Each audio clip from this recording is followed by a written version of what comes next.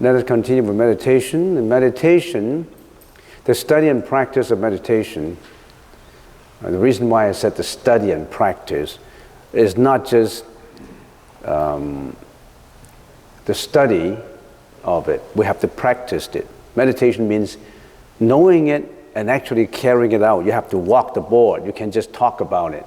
So I said the study and the practice of meditation can be examined in two parts, major parts.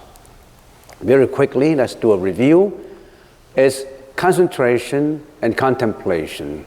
And contemplation, sometimes we refer to it as introspection. Introspection is a better word than contemplation, as a matter of fact.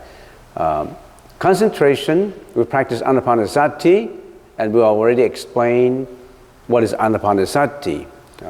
And for contemplation, we practice Satipatthana. And Satipatthana, of course, the major portions of Satipatthana, it's the 4 introspections of the mind that we already have talked about in detail, and we're not going to do it again. So let's get on to the next one.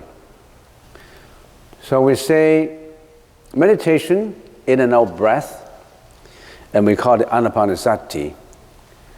That's what the Buddha taught us. And of course, nowadays, a lot of people, they may have studied the Buddha's teaching, and then they mixed in their feelings about it, their practice about it, and they may say, this is our practice, my practice meditation. But everything actually flows from what the Buddha was talking about.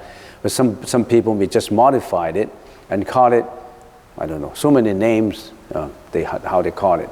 So we call it in and out breath meditation, and which includes, of course, again, concentration and contemplation. And in concentration, because now we emphasize on the in and out breath meditation, so how do we deal with the breath? And we've been talking about concentration, the counting, the following, and the stabilization. We talk about counting in detail. How do we count from 1 to 10? And not until we reached the well-done portion, the complete portion, the satisfactory and well-controlled target of counting, we won't continue. In other words, you have to be successfully completing the course. You have to graduate from counting before you go into following. And we'll already talk about that in detail. Then you have to graduate from the school of following before you get into stabilization. So counting, following, and stabilization is the concentration part, which is the samatha part. And then the introspection is, the contemplation includes the introspection, returning, and purification. So these, if you talk about meditation and you don't know about these, you're not meditating at all. So that's what we've been concentrating in. And we talk about counting, we talk about following, and let's continue. If you have been successful in counting, now you get into following. In following, how do you feel? How do you cultivate it? We already talked about. How do you feel when you successfully complete your following procedures? You will be aware of the breath is coming in. You'll be aware that the breath is going out. Usually those people who are ruminating in all kinds of concepts and inward appearances and outward appearances, you're not aware of your breath coming in because you have been thinking about many other things that you are not aware of your breath coming in.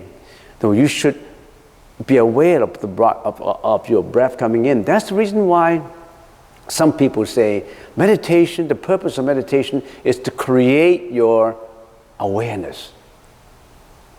People who committed crime, they're not aware of the consequences. They are not aware of what they're doing. They just work on impulse, work on anger, work on jealousy, hatred, you name them. They're not aware that what they're doing bring a lot of dire, fatal consequences. So you should be aware. You must be aware of your breath coming in, aware of your breath going out. In following, we already said counting. You must be aware the breath is long or short. The breath is coming in is long or short awareness, the breath permeates the body.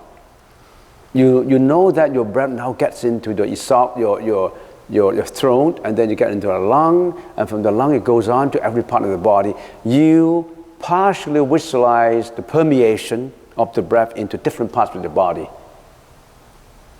So meditation is interesting, it's demanding, it's effort supplying, it's training. Just like when people playing soccer ball, those people who are really expert in it, they are training, they receive training every day.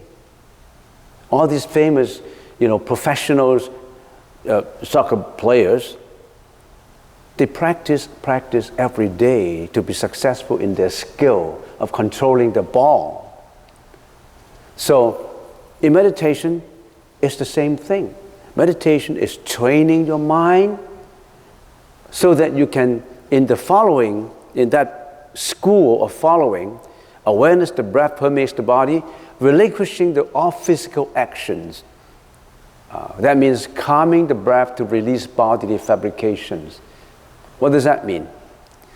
When you're meditating, you could be moving, you could be feeling itchy, you could be feeling all kinds of bodily feelings.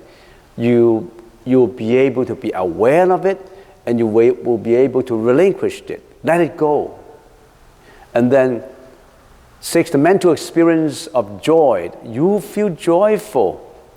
When you are doing following well, you actually feel joyful in the meditation. And next, the mental experience of bliss. You actually feel blissful. Joy is a lower level than bliss. Joy is a crude level of happiness. Bliss is a higher level of happiness. There's difference. There's degree of happiness. Next, the experiencing of all mental actions. Now, your number 5 is bodily fabrications, but other than physical bodily fabrications, you also have mental fabrications. You experience them and you're being aware of them. For example, you're meditating, you're following it, and then all of a sudden you thought about yesterday, your colleagues scolded you. You created this unhappy feelings. And why did they do that to me? Why did they talk to me like that? A lot of why, how come he's like that? Is he belittling me? Is he despise me? Or you create a lot of mental fabrications. You let them go. You experience them, you're aware of them, and you let them go. This is very difficult. Somebody wrongly accused you of something at home or on the job. You hate it. You hate it, and you anchor that in your mind.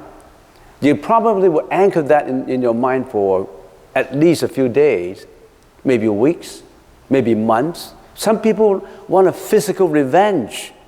You step on my back, I'm going to step on your back to get even in the future. Something like that.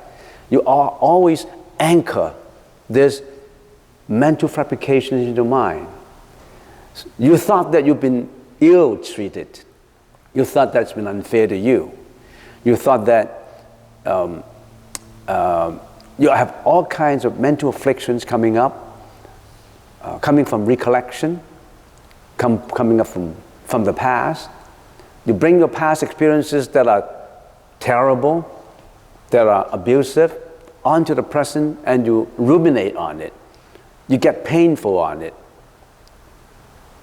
Although those experiences are gone, you still want to bring the experiences back and think about it and hate it. That's what we usually do. So you experience that when you are doing following, you know that you brought back all these mental afflictions of jealousy, hatred, greediness, anger, you name them. You like to brought them back and think about it. Now, when you're doing following, I want to let them go. I want to let them go. No more, none of these will affect me anymore. Can you do that? Extremely difficult. Some people would remember someone treated you unwell for years, for months. The way they talk to you. Or some people your friend borrows some money from you, $10,000. He never repay you, and he disappeared. And you hated him because you thought you lost $10,000. You could have used the $10,000 to do a lot of other things. So somebody owe you something, you can't forget it. Even though that $10,000 is gone, but you still want to ruminate on it, you still want to be painful about it, you suffer from it. That's what we usually do. All right, next. The mental production of joy. Joy is coming to you in your meditation if you do following. The mental development of concentration. You can concentrate very well when you are doing following. So when we experience following, when we are practicing following, then something happened. The development of concentration.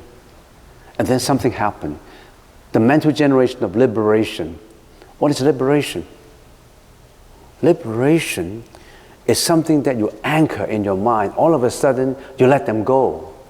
All those grievances, all those unhappiness, all those that you have thought about that you feel very unhappy about, suddenly, during your meditation, they disappear. And you feel as if all these burdens on your shoulders were being laid down away from you. Sometimes meditation will bring that effect. You experience liberation in your meditation. 12, the contemplation of impermanence. Then at the same time, this is absolutely important. At the same time, you realize nothing is permanent. You know why? Because your breath is impermanent. Every action in your body is impermanent. Every breath is changing. There's no breath in you that is not changing. Then you know that the changeability is an accepted fact in life. Everything changes. So you cannot make things unchanged. You can't say, yesterday's happiness, I want to lock it in every day I will feel happy. I want to lock in my happiness. Can you lock in your happiness? You say, I want to lock in my sadness. Can you lock in your sadness? Because you know that everything is changing. So if you experience a failure in life, you say, I'm going to commit suicide. No, it's going to change. How do you want to change? So you walk your own life. The destiny is in your own hands. Do you want to change? I don't want to change. If you don't want to change, you're not liberated. Well, I don't allow changes. You have no right. You have no control. You have no power to allow unchangeability. Because everything is impermanent. Have you thought of one thing that is permanent that will not change? No. So if you fail, if you're unhappy, don't give up. Because tomorrow is another day. So if you're going stormy weathers now, who knows? Tomorrow will be sunny. So what exactly benefit us by knowing impermanence? People say, in this life, then I should know impermanent, then I won't feel unhappy. I keep on making my money, getting my reputation, make more money, obviously make more money. It's changeability anyway. Yes, I make more money. But have you ever considered the impermanence of your own life? The Buddha has. The Buddha said nothing is impermanent. Nothing is permanent. Everything is impermanent. That's why we are rotating in reincarnation all lives. Can we go beyond changeability? Can we go beyond samsara of rebirth and life and death? Shakyamuni Buddha ventured into that spiritual level where you are beyond changeability. Because impermanence always makes you unhappy. Changeability always makes you unhappy. Your marriage has changed. You divorce. Something happened in the family. Everything changes. Makes you very, very unhappy. Do you want to go through the same rebirth in life and go through the same kind of unhappiness? The Buddha said, there's a way to get out. Liberate yourself completely from it. Get out from life and death. Get out from samsara. But you got to practice it to get out, not just talking about it. So knowing impermanence is almost like a first step to get to spirituality, the first step to get to enlightenment. But that first step is the most important step. Lao Tzu, one of our philosophers, says, millions of miles begin with the first step. Let's finish the 16th so I don't have to talk about it next time. All right. The contemplation of this passion, not involved with the passion of greediness, hatred, ignorance. When you, in following, when you realize following, you know that you don't want to be involved with greediness, hatred, and ignorance because you know that those are not for enlightenment. Those are afflictions that pull you down. So you want to get away from them. You want to get rid of them. 14, the contemplation of abandonment of desire. All your desires for sensuous pleasures are gone. Some people say, should Buddhists have desire? There are many kinds of desires. The desires for sensuous pleasures, the desires for purity. Desire is a target, something that you want, an expectation, a target, an objective in life. A Buddhist must have a desire, but not the kind of desire that sensuous people have. Not the desire for wealth, reputation, desire for getting as much as you want at the expense of others. You want a desire to get out from suffering. You desire to get out from samsara. You still have desire, but the desire for purity of life, not the desire to hurt others, the desire to make more money, to make more wealth, to satisfy your sensuous pleasures. Not that kind of desires will pull you down. Karmic desires will pull you down. But this desire is a spiritual, inconceivable enlightenment desire. You've got to have desire. The desire to be better. All right? So 15, the contemplation of cessation. Contemplation of nirvana. You always go to nirvana. You want to go beyond samsara. What is nirvana? Nir is no, nothing. Vana is moving all the time. Our mind is moving all the time. That got us into trouble. So nirvana is to go to a state where there's inactivity, a state where no more of this desultory thoughts, no more of this desire for sensuous pleasures, no more of this mental afflictions. So nirvana. 16, the contemplation of renunciation. Renouncing neither perception nor non-perception. That's the highest level of the world. Because we have three worlds. The karmic, kama dhatu, world of desire. Rupa dhatu, world with form. Arupa dhatu, world without form and desires. And that's the highest level of the samsaric world.